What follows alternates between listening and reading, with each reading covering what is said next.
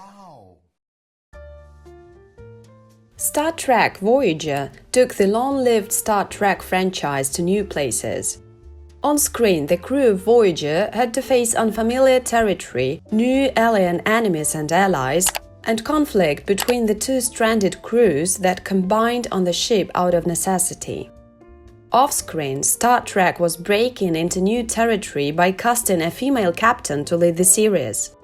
Writers and producers also had to start from scratch on the characters and places featured in Voyager's adventures without relying on many of the standbys built in previous series.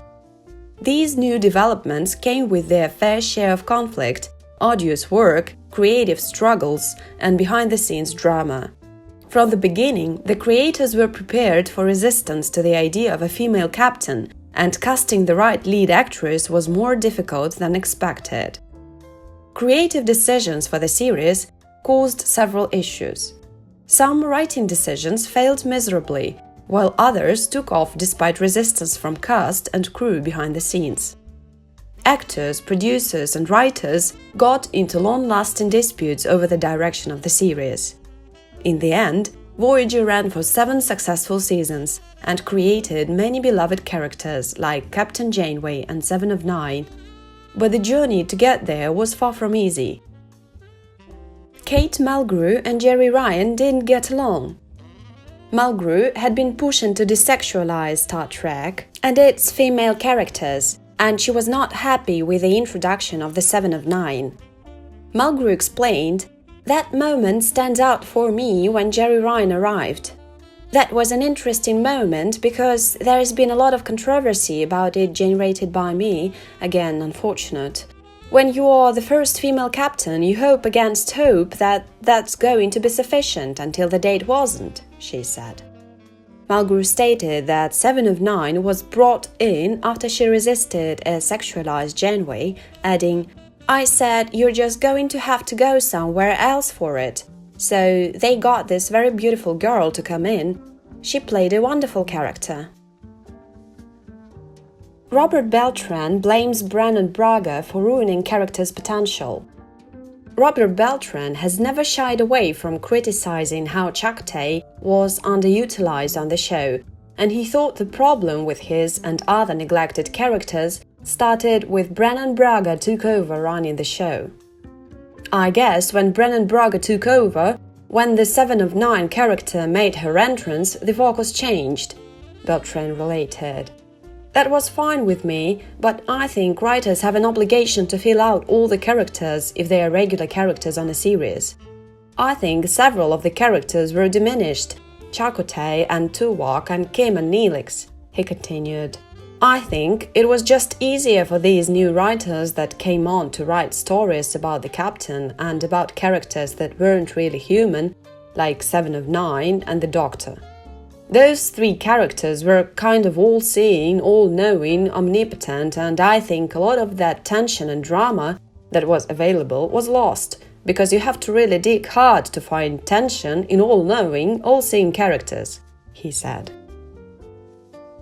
Jeri Ryan had miserable first 2 years on the show. After her late introduction to the series, in Season 3, Jeri Ryan had a miserable time on set for the first couple of years. Ryan explained, "It was really tough for the first couple of years, and there were many days when I was nauseous before going into work, because it was that miserable. Just unnecessarily, intentionally unpleasant." Much of the unpleasantness on the set revolved around her antagonistic relationship with Kate Mulgrew, a frequent source of anxiety since most of her scenes were with Mulgrew. Ryan added, "But yeah, it was unnecessarily unpleasant for a couple of years, basically until I started dating Brannon Braga. Once I was dating the boss, funny how things suddenly cleaned up." The cast conflict was not her only issue with the character, though. Her initial Borg suit was so tight that she blacked out a few times before the problem was fixed. She hated her famous catsuit as well, relating, "They didn't let me keep the catsuit. I would have loved to have burned it, not so much the catsuit as the corset that was under it, but no, they didn't let me have that." Writer Ron D. Moore quit after Bragg excluded him.